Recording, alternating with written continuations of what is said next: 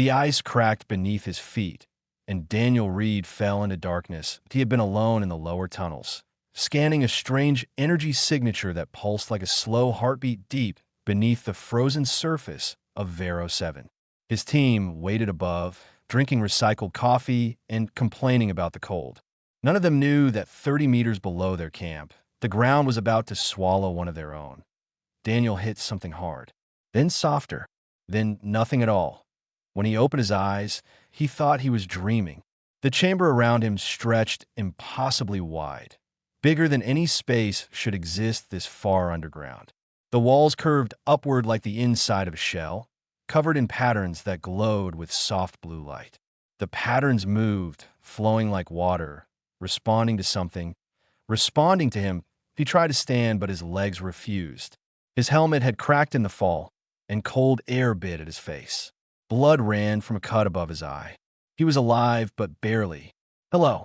His voice echoed and died. The walls pulsed brighter.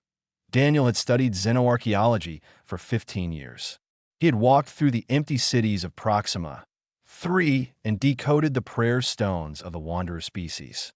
He had seen things that most humans would never believe. But nothing had prepared him for this moment. The ruins were waking up. Machines emerged from the walls. Not threatening, not fast.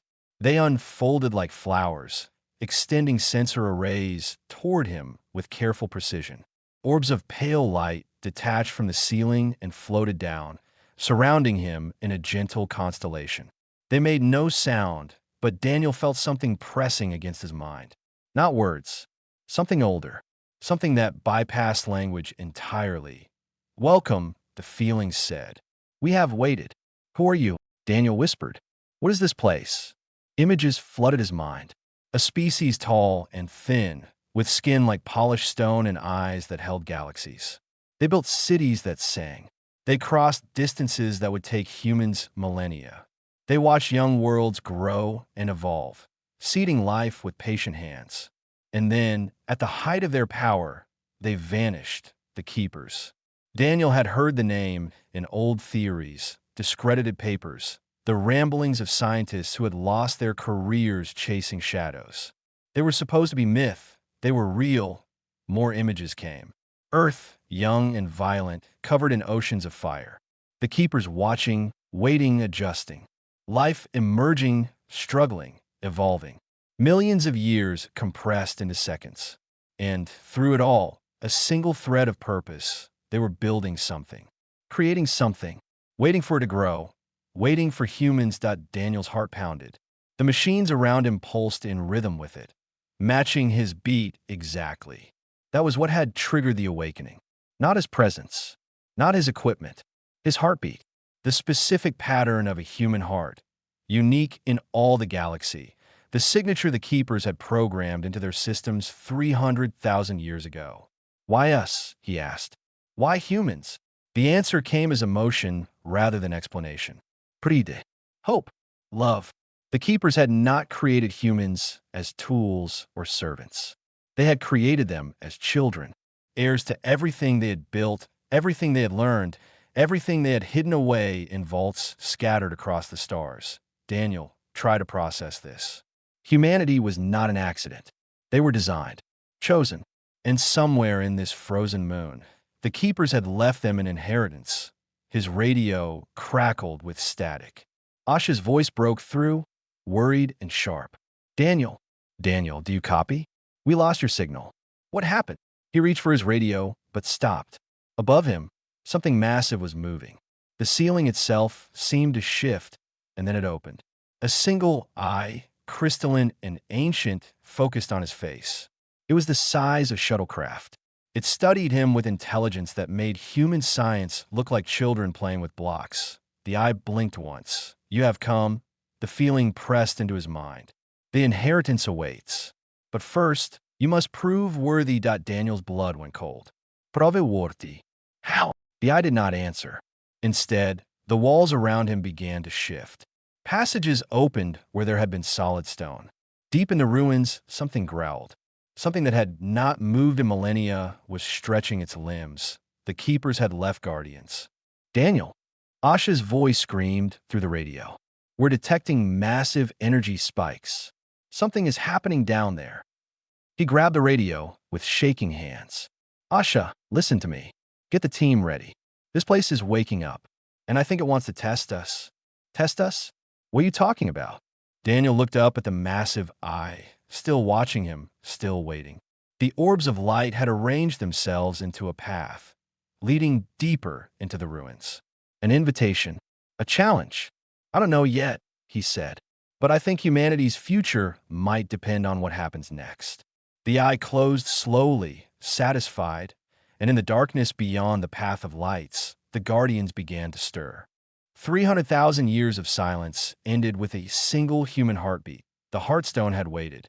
It had counted every second, every rotation of the frozen moon around its dying star, every cosmic event that shook the galaxy. Civilizations had risen and fallen. Species had evolved and gone extinct. And still, the Heartstone waited, dreaming of the children who would one day come. Now Daniel Reed stood before it, bleeding and confused, while ancient systems powered up around him. The Heartstone was not a single stone, but a network. Crystals embedded in every wall, every floor, every machine. Together, they formed a mind older than human civilization, patient beyond comprehension. And now that mind was fully awake. Daniel felt its attention like sunlight through a magnifying glass. Warm but dangerous. Curious but overwhelming. I don't understand, he said aloud. Why did you choose us? There are other species out there. Smarter ones. More advanced ones.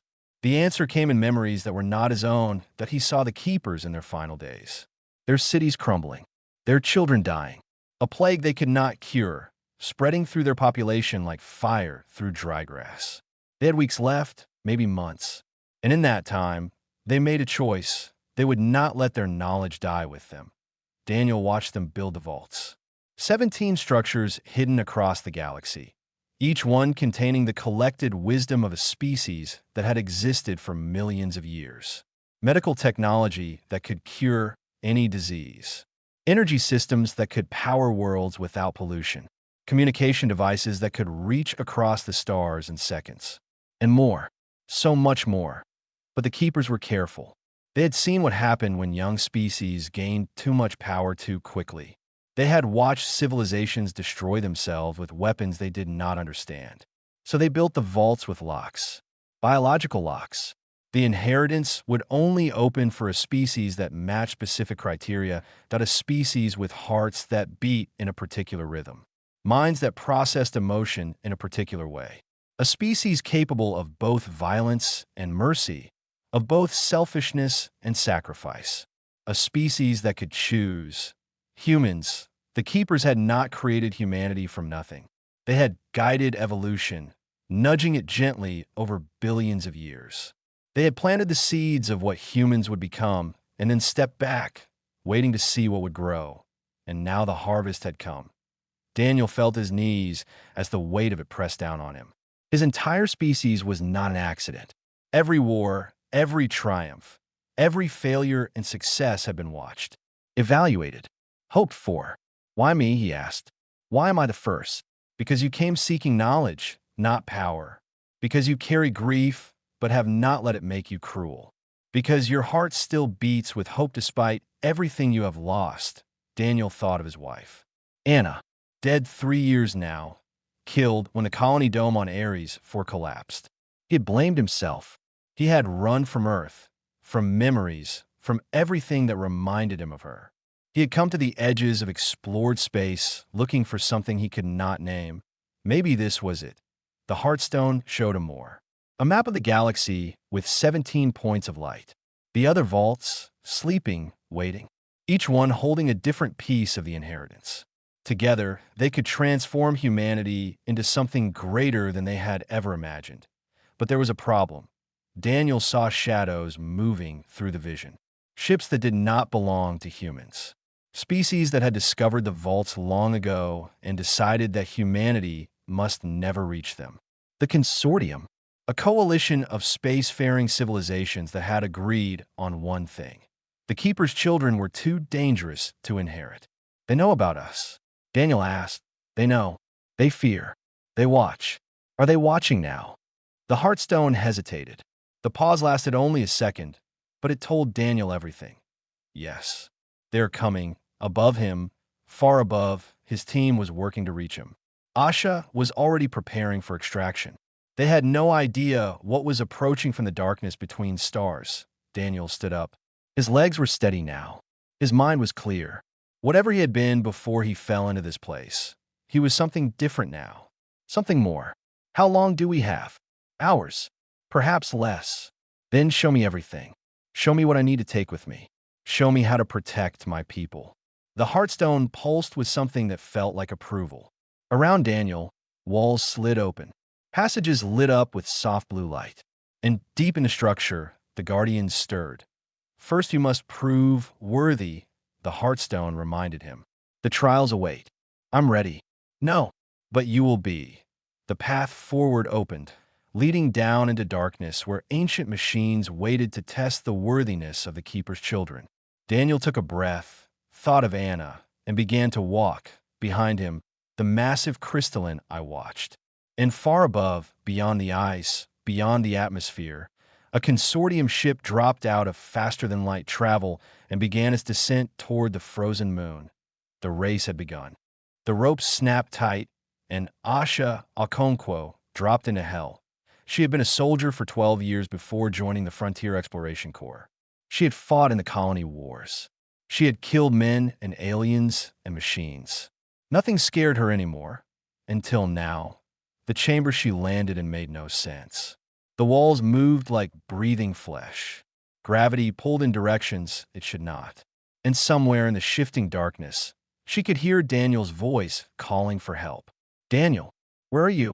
Asha. His voice echoed from everywhere and nowhere. Don't trust the paths. They change. She drew her weapon and moved forward. Her training screamed at her to retreat, to call for backup, to follow protocol. But protocol did not cover alien ruins that responded to human heartbeats. Protocol did not explain walls that rearranged themselves like puzzle pieces. She found Daniel in a narrow corridor that twisted like a snake. He was pressed against the wall, his eyes wide, his hands shaking. In front of him, something massive blocked the path. The Guardian was beautiful and terrible. Its body was made of living metal that flowed like water. It had no face, no eyes, but Asha knew it could see them. It knew exactly where they were. Don't shoot, Daniel whispered. They respond to intent. What does that mean? It means if you attack it, it will kill us. But if we show we mean no harm. The Guardian lunged. Asha's instincts took over. She pushed Daniel aside and fired. The plasma bolt hit the creature's chest and did nothing. The metal simply absorbed the energy, grew brighter, and reformed.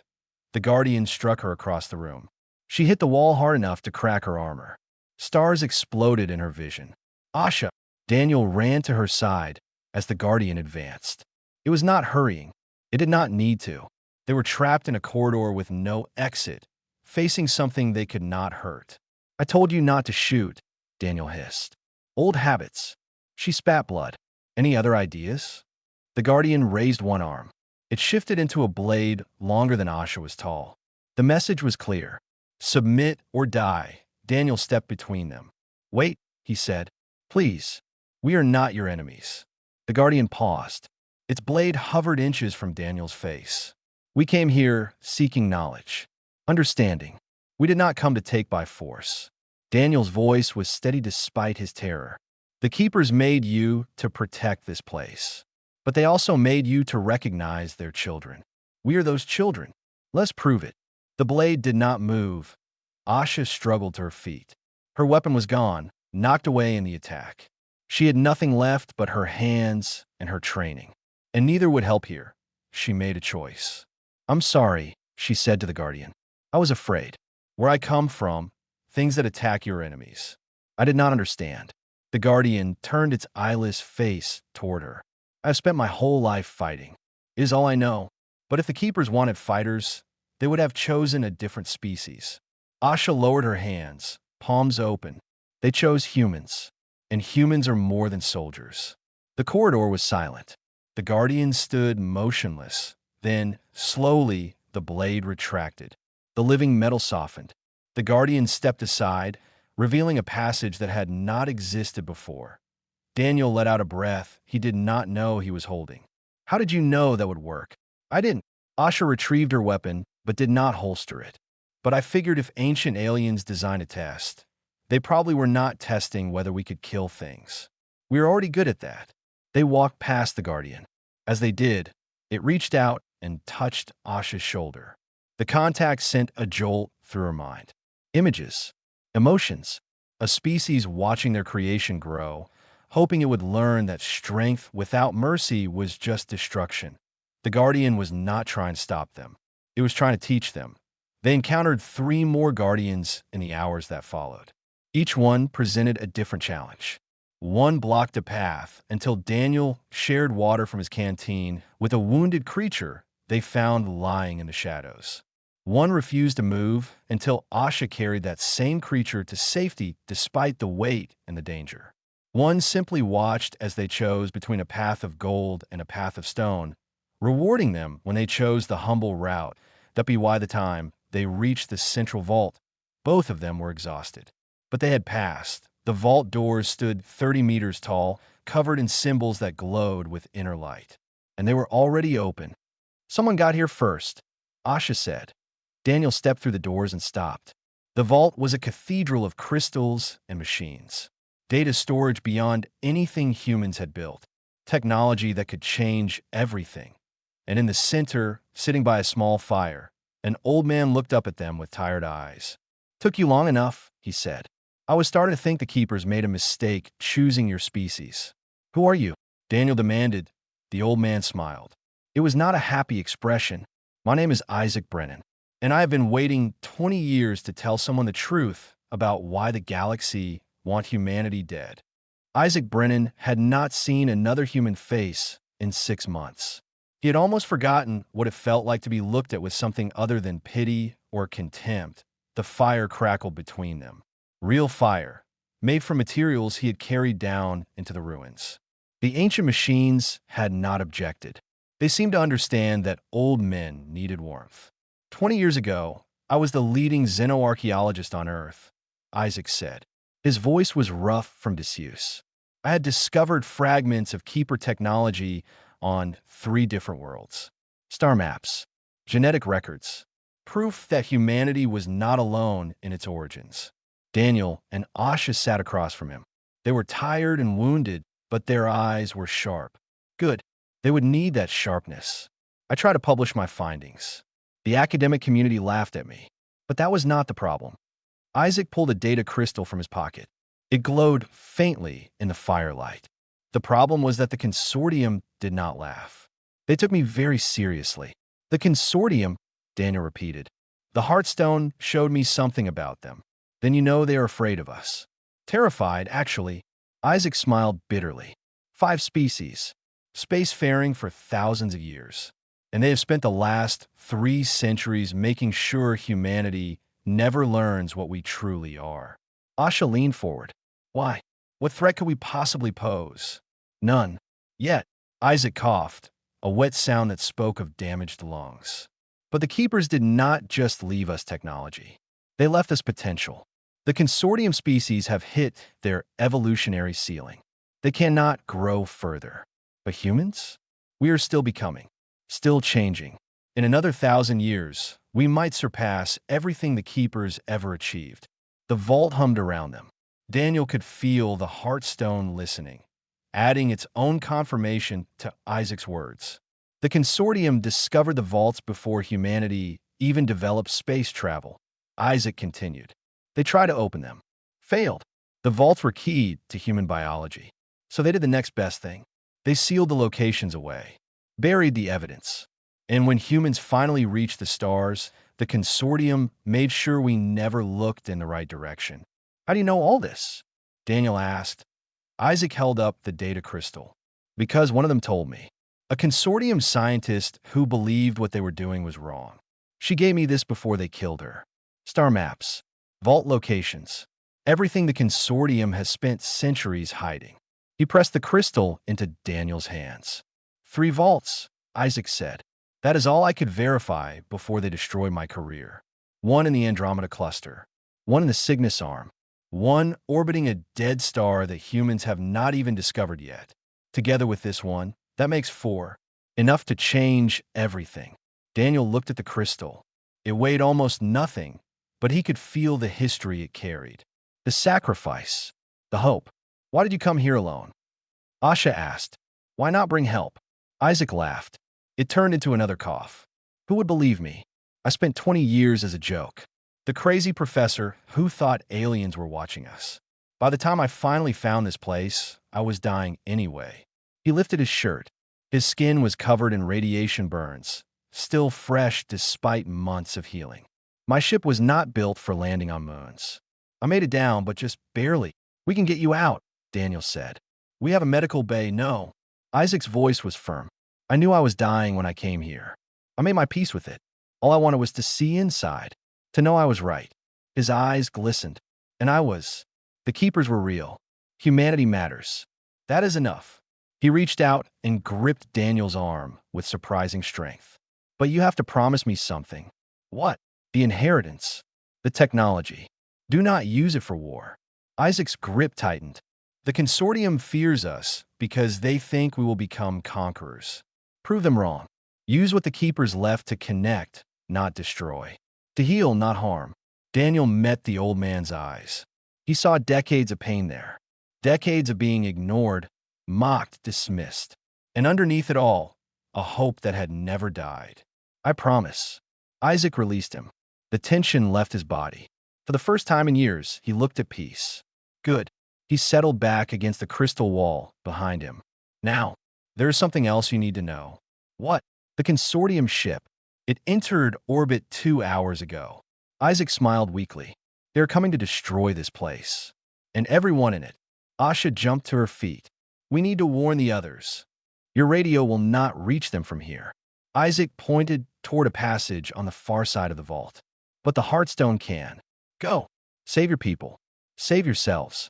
Daniel hesitated. Come with us. I cannot walk anymore. I could barely make it to this chamber. Isaac closed his eyes. But that is all right. I will stay here with the keepers. It seems fitting. The vault trembled. Somewhere far above, the consortium was beginning its attack. Go, Isaac whispered. And remember your promise. Daniel took one last look at the old man who had given everything for a truth no one believed. Then he grabbed Asha's arm and ran. Behind them, Isaac Brennan smiled at the ceiling of the vault. The keeper's technology hummed around him like a lullaby. He had spent his life searching for proof that humanity mattered. Now, finally, he could rest. The ceiling exploded. Fire and ice and stone rained down as the consortium's orbital strikes punched through hundreds of meters of frozen ground. Above the ruins, Dr. Priya Sharma watched the sky burn. They are targeting the camp. Leo Fontaine shouted over the chaos. We need to move. Priya grabbed Yuki Tanaka by the arm and pulled her toward the emergency shuttle. Around them, equipment burst into flames. The ground shook with each new impact. Whatever was happening in orbit, it was not a rescue. What about Daniel and Asha? Yuki screamed. We cannot help them if we are dead. Priya pushed her into the shuttle. Leo, get us airborne. The shuttle lifted just as another strike hit their camp. The explosion threw them sideways, but Leo held the controls steady. They climbed through smoke and debris, breaking through the atmosphere into the chaos above. The consortium ship hung in orbit like a metal mountain. It was massive, bigger than anything human engineers had ever built. And it was firing at the moon's surface with weapons that turned ice into plasma. Oh my God, Yuki whispered. They're going to destroy everything. Below them, the ruins were collapsing. But deep underground, Daniel and Asha were still running. The Heartstone guided them through passages that twisted and changed with each step. The structure was falling apart around them. Ancient stone crumbled. Machines sparked and died. The legacy of the Keepers was being destroyed piece by piece. There has to be something we can do. Asha shouted. Daniel skidded to a stop as the Heartstone's voice filled his mind. One final message. One final choice. The inheritance awaits, it said. You must choose now. Take everything and become more than human. Or take only what you can carry and remain yourself. What does that mean? Around them, panels opened in the walls. Technology beyond imagination. Neural interfaces that could expand human consciousness 1,000-fold. Genetic modifications that could make humans immortal. Weapons that could crack planets in half. The Keepers had left everything, and Daniel understood the final test. The Consortium is afraid of what we might become, he said aloud. They think we will take the weapons. The power. They think we will become conquerors. He walked past the weapons, past the neural interfaces, past the modifications that could make him a god. He stopped in front of a smaller section. Medical technology, clean energy, communication systems that could reach across galaxies, knowledge that could help humanity grow without destroying itself. This, he said, only this. The Heartstone pulsed with warmth. You choose wisely. Daniel, we do not have time. Asha grabbed his shoulder as the ceiling cracked above them. One more thing. Daniel turned to face the central crystal, the heart of the Heartstone itself.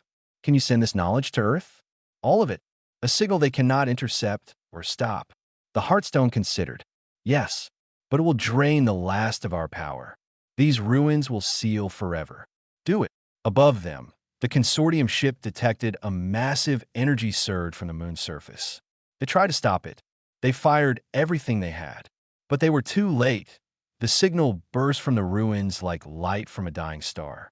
It crossed the void in an instant, spreading across human space, reaching every ship and every colony and every communication device on Earth.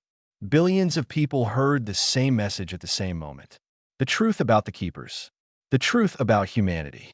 And knowledge that would change everything. The Consortium ship reeled as ancient defense systems activated. Weapons that had not fired in 300,000 years struck with precision, crippling engines, destroying weapon arrays. The massive vessel began to drift, powerless. In the ruins, the lights began to fade. Time to go, Daniel said. They ran through collapsing tunnels, past dying machines. The guardians they had faced before now guided them, creating paths through the destruction. The Keeper's children had proven worthy. The inheritance had been delivered. The guardians had one final duty, to ensure the heir survived. Daniel and Asha broke through the surface just as the ruins sealed beneath them. Ice flowed like water, covering the entrance, burying the Keeper's legacy forever. But not before Daniel heard one last whisper in his mind, that we are proud of you, the Heartstone said. All of you. Go now. Grow. And remember us. Then silence. Asha pulled Daniel to his feet as their shuttle descended through the chaos. Leo's voice crackled over the radio, shouting about impossible energy readings and alien ships retreating and the whole galaxy going insane. Daniel did not answer. He was looking at the stars. Something had changed inside him. He could hear whispers now, faint echoes of the Heartstone that would never fully leave. A connection to something ancient and vast. The shuttle door opened. Priya and Yuki pulled them inside. What happened down there? Priya demanded. Daniel looked at her. At all of them. His team. His friends. Umans. The children of the Keepers. Everything, he said. Everything changed. Behind them, Vero, 7 grew smaller. The Consortium ship drifted dead in orbit. And across the galaxy, humanity was waking up to a future they had never imagined. The inheritance had been delivered. Now came the hard part. 3 months after the signal, Earth was still arguing about what to do with it. Daniel stood at the window of his temporary office, watching the city below. New Geneva had become the unofficial capital of humanity's future. Every day, thousands of people arrived seeking answers. Scientists, politicians, priests, all of them asking the same question. What now? The Keeper's knowledge had spread faster than anyone expected. Medical breakthroughs ended diseases that had killed millions. Clean energy technology was being built on every continent. Communication systems connected distant colonies in real time for the first time in history. But with the gifts came debate. Some wanted to use the star maps Isaac had provided, find the other vaults, claim the full inheritance. Others wanted to seal everything away, afraid of what humanity might become. and a small but growing number wanted to use the knowledge for conquest to strike back at the consortium before they could recover. Daniel was tired of all of them. You have another meeting in 20 minutes. He turned to find Asha leaning against his doorway. She had been assigned as his permanent security detail after they returned from Vero 7. She claimed it was because she owed him her life. Daniel suspected it was because she did not trust anyone else to watch his back. Cancel it, he said. You said that about the last 3 meetings, and I meant it about all of them. Daniel rubbed his eyes. The whispers were louder today. Fragments of keeper memory that surfaced without warning. Images of worlds he had never seen. Languages he should not understand. I'm not a diplomat. I'm not a leader. I am just a man who fell through a floor. Asha crossed the room and stood beside him. You are the only human who communed directly with a keeper system. Like it or not, that makes you important. Important does not mean qualified. No, but it means you have a responsibility. She put a hand on his shoulder. The consortium is regrouping. They lost 1 ship, but they have hundreds more. Sooner or later, they will come back. And when they do, humanity needs to be ready. Daniel was quiet for a long moment. Outside, the city hummed with activity. Millions of lives, all changed forever by something that started with a single heartbeat in a frozen ruin. I need to go somewhere first, he said finally. Asha did not ask where.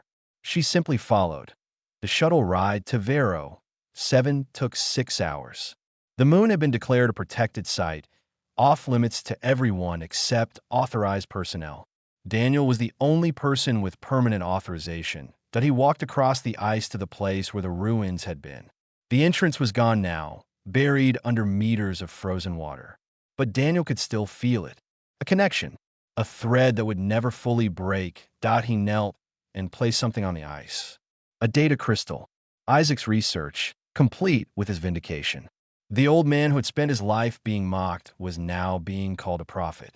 Universities were naming buildings after him. His theories were required reading at every academy. You were right, Daniel said quietly. About all of it. I wish you could see what is happening. The wind howled around him, but he felt warmth. A faint pulse from deep below. The ruins were sealed, but they were not dead. They were sleeping, waiting, just as the keepers had always intended. Dr. Reed. Asha's voice came through his earpiece. You should see this. He stood and walked back to the shuttle. Asha was staring at her display with an expression he had never seen on her face before. What is it? Dr. Sharma's expedition. They found the second vault.